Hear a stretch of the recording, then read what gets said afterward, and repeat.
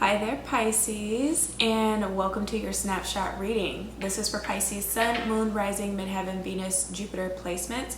However, do note that we are comprised of all 12 signs, and so you will have other areas of your chart potentially that have the sign of Pisces within them. Don't overlook them, as all are important and they lead you closer to yourself and your knowing and your purpose, right? Your path. So yeah, if you have clicked on this video, do understand that there was no coincidence in you being brought here, especially if you are a newbie. And so I hope that you hear all that you need at this time. And if the message happens to resonate, then definitely give me a thumbs up and subscribe before you leave, as there will be more videos like this to come, okay? If you see smoke, I have lit an incense, so that's what that is. And I also have some hot cider. But let's get into your spread and what is coming through for you guys at this time. The overlying energy, the things that you are feeling the heaviest right now as far as energy is concerned, you have the Knight of Cups. The sun is starting to set, so you guys might not be able to see these cards as clearly, so just bear with me. But the Cruise that hounds you guys, you have the Seven of Swords. What's real about the situation, you have the Seven of Cups. What's wrong about the situation, you guys have the Ten of Wands. All right. I'm starting to get an idea of what this is trying to show me here. Where you need more information, you guys have the Death card. And then final outcome, best case scenario for you guys right now, you have the Four of Cups. I really wish I could remember who had the Four of Cups in their spread. I think it was Aquarius, maybe Capricorn. I'm not sure, but somebody is definitely suffering right now. Scorpio had that, and you guys have the Death card, so you might be dealing with a Scorpio, have heavy Scorpio placements within your own natal chart. Or this is just energy that you are just absorbing at this time, okay? But this is the story that I'm seeing here. You guys have a lot of love for somebody and you're missing somebody at this moment. Like there's been a breakup or a separation here with this Seven of Swords that is the Cruise that hounds you guys. And it's like you love this person, but you don't know whether or not you should go back to this person, okay? Because you understand that being in the situation, it never really goes anywhere. It never really gets off the ground. What's wrong about the situation? You have the Ten of Wands. It's a lot of like battling. Like you're always at war with this person. Can never find a middle ground or compromise because there are too many chiefs and not enough Indians, which is also another theme that came up in another spread, where there are these like ego trips that you're having in these relationships where everybody wants to wear the pants instead of acknowledging that you are attracted to somebody that in essence is comprised of strengths and has certain qualities that you don't naturally possess, or that you can't very easily or naturally tap into, okay? And it's allowing that person to shine rightfully in the way that they can, right? And to be able to do those things that you don't do that well. And then when it's your turn to be in that position of power and to be that leader, or just to provide and protect and to be the strong one, when it's your turn for that, then you assume that role, you know what I'm saying?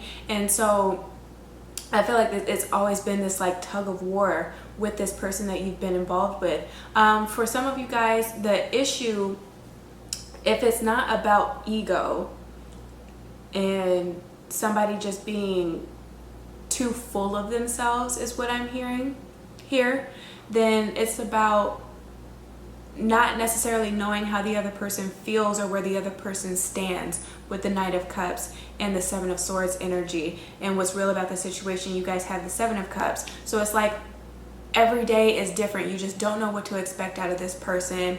On Monday, you play that whole game of he loves me not, he loves me not, he loves me not, he loves me. Then Tuesday it's he loves me not, he loves me not, he loves me not, he loves me not. So you just don't know like if this person really loves you or if they don't love you because they're not emotionally expressive. You know what I'm saying? They come off very cool, calm, and collected. If you guys ever get into arguments, it's kind of like they try to brush it off or to brush it under the rug. You know what I'm saying? They don't want to address anything, always trying to look at things from a very lighthearted perspective, you know what I'm saying, and trying to laugh everything off when not everything is funny. So it's like you can never really gauge what this person's true intentions are at the end of the day, right? And where you really fit and where you see yourself in the midst of this person's life, right? What role you assume in this person's life, you just don't know here, right? What's wrong about the situation though is a lot of you guys are giving too much of your power away in that sense with trying to wait for somebody else to qualify the relationship here. Yes, it should be mutual, but at the same time, it kind of comes off as like a begging and pleading type of energy that some of you guys have going on here. It's just like an air of desperation also is what I'm hearing here, because it's like you're just waiting hand and foot on this person. You're just trying to do everything to appease this person, you know what I'm saying, being a doormat with a lot of this Cups energy that comes through, because water signs or people with heavy water placements tend to be more passive when it comes to love and romance, because they are the sweet ones. They're used to being the nurturers, wanting to be the heroes, wanting to fix everything, save the day, you know what I'm saying.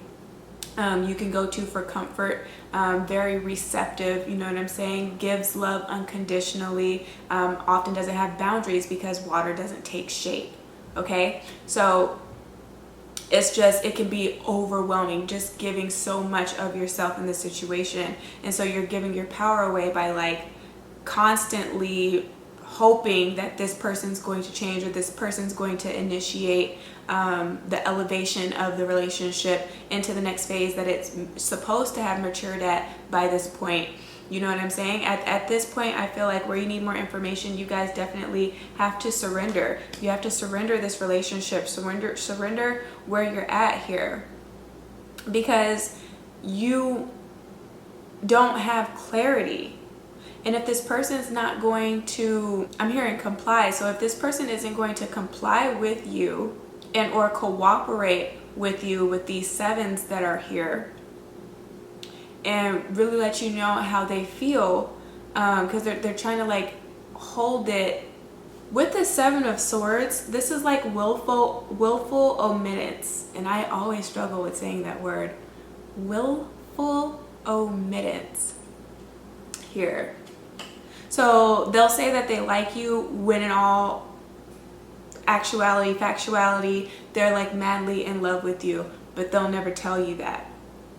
You know what I mean? Or they know that they want to have a relationship with you, or in their mind or in their heart, they feel like you guys are in a relationship, but they don't want to give you that title. They don't want to give you that satisfaction of having that. So they're willfully omitting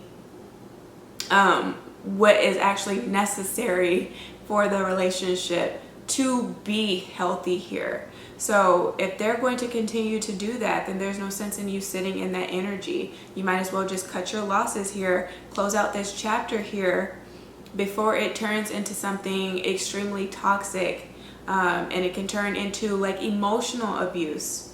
Okay, it doesn't always have to be physical abuse. It can also turn into mental abuse here.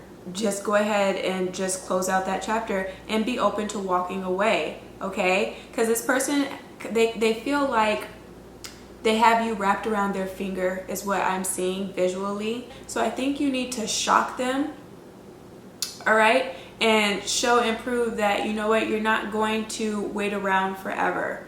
If they can't make up their mind, if they can't provide you with the clarity that you need so that you could come out of this mental confusion, because it's taking you away from all the other responsibilities that you have to handle, all right? here, because it's like, oh my God, like you don't know how to compartmentalize when you get to the Seven of Cups energy, because you're like your loving relationship that you deem to be extremely important here because you've invested so much of yourself in already. When that's not going well, you just can't think straight, okay? Your mind just, it goes everywhere. So I think what will work for you guys at this time is, again, walking away and showing them that, yeah, you love them, but you don't necessarily need them if that's how they're going to act, okay? If there's not going to be a level of respect and reciprocity, and emotional openness and a sharing of emotions here, that's not a situation that you need to stay in. Be open and ready to walk away, because then they'll realize that they are very well letting go of a good thing. Some of you guys, I'm hearing enable a little too much, and that's also what can come through with water signs or people with heavy water placements. You've been too much of an enabler. You've been babying this person, which doesn't help them, right? Though you mean well, your intentions may have been pure with all of this water energy that's here. It doesn't help that person evolve, because it's like you're doing all of the healing work for them, in a sense. You're providing all of the answers for them. You're getting your hands dirty for them, okay? Not leaving them to be able to do anything. So then, of course, they're going to have to depend on you, or vice versa energy, which then will turn the relationship toxic, all right? So by you walking away, or you guys being in this state of separation for the time being, it's going to prove to be very beneficial for the both of you at the end of the day. And I'm seeing the Two of Wands at the bottom of the deck with the Knight of Coins. It's going to be beneficial because then you guys are able to reconnect and rediscover who you are, right? And get your confidence back up, and that other person get their confidence back up, and for them to figure out who they are apart from the relationship, right? And having to learn how to be more independent and or self-sufficient and do things for themselves, and be able to work through and be able to work through emotional turmoil and or distress, right? Whenever they're having problems, having to learn how to do their own conflict resolution and get themselves out of their own funk, because again, it's not your responsibility to do all the time. Yes, you guys, when you're in a partnership, it works best when one person is strong, then of course you're going to be there to help and support the other person. But that shouldn't be like a 24/7 around the clock type of job. You know what I'm saying? That will become tiresome. It's exhausting if one person's handling all of their responsibilities and nobody else is going to carry the weight in the relationship. It can't be one-sided here.